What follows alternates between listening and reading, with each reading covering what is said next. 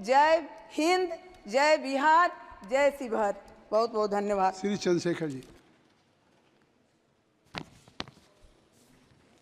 माननीय सभापति जी, जय भीम। महामहिम राष्ट्रपति जी के अभिभाषण पर धन्यवाद प्रस्ताव पर बोलने को आपने मुझे अवसर दिया, इसके लिए मैं आपका आभारी हूं।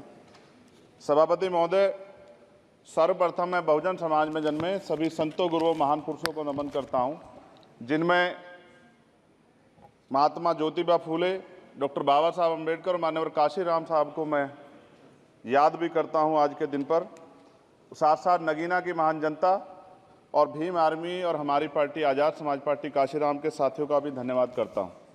इसके बाद अपने कुल गुरु जगत गुरु सदगुरु रविदास जी महाराज को भी मैं नमन करता हूं, जिन्होंने दुनिया को लगभग 600 साल पहले बेगमपुरा शहर के रूप में दुनिया का सबसे महान लोकतांत्रिक दर्शन दिया। अध्यक्ष महोदय, माननीय सभापति जी, 14 अगस्त 1947 को ये देश अंग्रेजों के अधीन था। 15 अगस्त 1947 को हम लोग आज़ाद हुए। 16 अगस्त 1947 को देश आज़ादी में था, लेकिन धन धरती राजपाट में बंटवारा नहीं हुआ। जो साधन संसाधन थे उनमें बंटवारा सही रूप से न होने के कारण एक बहुत बड़ी आबादी सुविधाओं से वंचित और सम्मान से वंचित रह गई। उनको सम्मान देने के लिए और अंतिम व्यक्ति तक सुविधाएं पहुंचे, इसके लिए लोकतंत्र की व्यवस्था हुई। लेकिन आज़ादी के 70 साल बाद भी हम कहाँ खड़े हैं, इस पर ये चिंता का विषय है। मैं मानता हूं कि सामाजिक न्याय तभी होगा माननीय सभापति जी, जब जातीय जनगणना पूरी होगी और जातीय जनगणना कराई जाएगी और साथ साथ संख्या के आधार पर आरक्षण जो है वंचित वर्गों का बढ़ाया जाएगा। उसके साथ साथ जब राष्ट्रपति जी अभिभाषण पे बात रख रही थी तो उन्होंने शहरी और ग्रामीण क्षेत्रों के विकास की बात कही और ये भी कहा कि दुनिया में सबसे उत्तम शहर हमारे यहाँ बने। लेकिन माननीय सभापति जी, 70% आबादी तो गांव में निवास करती है, तो गांव की आबादी के बारे में भी सोचना होगा कि उनका जीवन कैसे बदले। माननीय सभापति जी, उच्च शैक्षणिक संस्थानों में बहुजन समाज के जो छात्र हैं उनके साथ कास्ट एट्रोसिटी हो रही है, निरंतर उनकी हत्या हो रही है। साथ साथ जो सरकारी कर्मचारी हैं दफ्तरों में, उनके साथ भी जो SC ST OBC और मुस्लिम और अन्य धार्मिक अल्पसंख्यक, उनके साथ भी माननीय सभापति जी जातिगत और धार्मिक जो है शोषण किया जा रहा है। इसलिए मेरी मांग भी है कि पुरानी पेंशन को भी अध्यक्ष जी बहाल किया जाए। जो कर्मचारी देश की सेवा में लगे हैं उनका भी सम्मान होना चाहिए। साथ साथ सभापति जी, भाजपा ने चुनावी लाभ के लिए सबका साथ सबका विकास के नारे दिए जो खोखले हैं, क्योंकि 10 साल में दलित, पिछड़े, आदिवासी, मुस्लिम और अन्य धार्मिक अल्पसंख्यक के जो अत्याचार हुए हैं वो किससे छिपे हुए नहीं हैं। ये गलत है, ये बंद होना चाहिए। सभापति महोदय जी, महामहिम राष्ट्रपति जी के अभिभाषण में निजी क्षेत्रों में SC ST OBC को रिजर्वेशन देने का कोई उल्लेख नहीं हुआ है, जो कि आज चर्चा का विषय, क्योंकि 98% प्राइवेट सेक्टर है, 2% सरकारी सेक्टर है, तो 98% प्राइवेट सेक्टर में भी हमारी हिस्सेदारी की बात होनी चाहिए। माननीय सभापति जी, आशा कार्यकर्ताओं, आंगनबाड़ी वर्करों, भोजन माताओं के वेतन वृद्धि पे भी कोई उल्लेख नहीं हुआ है, वो भी अभी नंगे, उन पर भी सोचना पड़ेगा। माननीय सभापति जी, जिस क्षेत्र से मैं चुन के आया हूं नगीना से, वो बहुत पिछड़ा क्षेत्र है। उस क्षेत्र में कोई विशेष आर्थिक पैकेज नहीं दिया गया, रोजगार की सेवाएं नहीं है, नौजवान पलायन करता है। IIT, IIM, एम्स, केंद्रीय विद्यालय आदि शिक्षा में और चिकित्सा संस्थानों की स्थापना होनी चाहिए, जो कि नहीं है। और माननीय सभापति जी, मानसून सत्र आ गया है, मेरा क्षेत्र बाढ़ से बहुत प्रभावित है, इसलिए मैं आपसे आग्रह करूंगा कि वहां के लोगों को बाढ़ से निजात दिलाई जाए।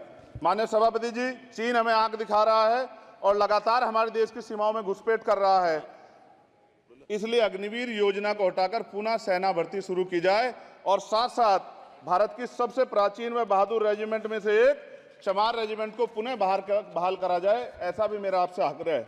माननीय सभापति जी, पिछले सारे प्रधानमंत्रियों ने मिलकर जितना कर्ज लिया है उससे दुगना कर्ज हमारे वर्तमान के प्रधानमंत्री जी ने लिया है। किसान अगर अपना कर्ज माफ कराने के लिए जाता है तो लाठी झेलनी पड़ती है, जबकि सरकार ने धन्ना सेठों का 15 लाख करोड़ रुपया माफ किया है। इस ओर हमें ध्यान देना पड़ेगा, हमारी आने वाली पीढ़ियों को ये कर्ज चुकाना पड़ेगा। माननीय सभापति महोदय जी, किसानों को MSP की लीगल गारंटी तथा किसानों का कर्ज माफ होना चाहिए। साथ साथ 2 अप्रैल 2018 को SC ST के बच्चों पे बहुत बड़े पैमाने पे मुकदमे लगे थे, वो हमारी लड़ाई सही थी, ये सुप्रीम कोर्ट ने माना और बाद में सरकार ने माना, वो मुकदमे तुरंत वापस होने चाहिए। माननीय सभापति जी, प्रेस जो है उस पर भी शिकंजा कसा जा रहा है। जो पत्रकार सरकार खिलाफ बोलता है नौकरी से हाथ धोना पड़ता है, और सोशल मीडिया हमारा हथियार है, उस पर तरह तरह के प्रतिबंध लगाए जा रहे हैं और विरोध करने वालों को सोशल मीडिया हैंडल भी सस्पेंड करा दिए जा रहे हैं। साथ साथ सभापति जी, पेपर लीक और परीक्षाओं के कैंसिल होने से देश के नौजवानों का भविष्य खतरे में है। नीट, यूपी सिपाही भर्ती सभापति जी और 69,000 शिक्षक भर्ती में आरक्षण घोटाला हुआ है, कोई पूछने वाला नहीं, खून के आंसू रो रहे हैं बच्चे, बेरोजगारी का दंश युवा झेल रहे हैं।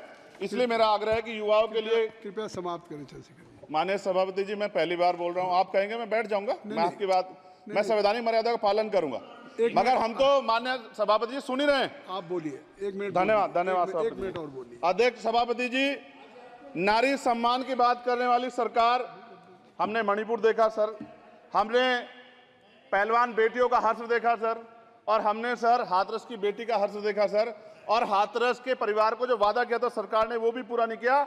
और महिलाओं में भी, स्पेशली दलित, पिछड़े और मुस्लिम वर्ग की, आदिवासी वर्ग की महिलाओं के साथ आज भी एनसीआरबी का डाटा कहता है सर जो जुल्म हो रहा है वो सहनीय नहीं है सर। साथ साथ कोविड में तैरती, हमने कोविड में बहुत सुना सर, कोविड में तैरती लाशें भी गंगा में हमने देखी है सर, और मजदूरों का हाल भी हमने देखा है।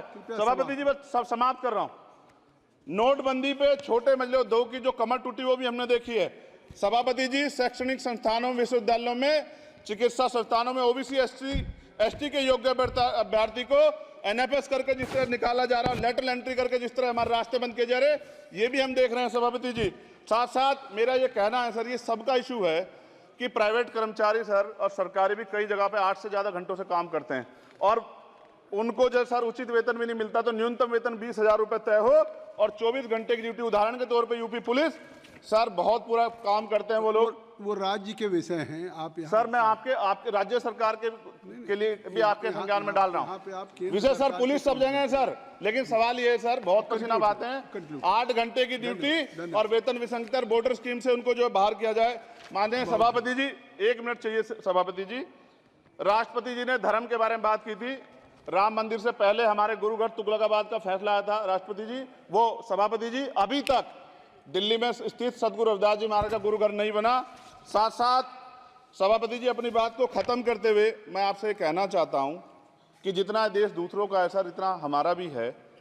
हम मरने के लिए पैदा नहीं हुए, जो चाहता है हमारी हत्या कर देता है। मूछें रखने पे, घोड़ी पे बैठने पे, मटकी छूने पे हमारी हत्या हो रही है। क्या बदला है सर? 70 साल बाद भी दलित, पिछड़े, मुसलमानों पे हिंसा नहीं रुक रही है सर। मेरा आपसे संरक्षण के साथ ये आग्रह है कि इन घटनाओं को रोका जाए, और देश किसी की बपोती नहीं है, देश संविधान से चलता है सर, और संविधान से चलेगा। संविधान छेड़खानी बर्दाश्त नहीं की जाएगी सर। धन्यवाद।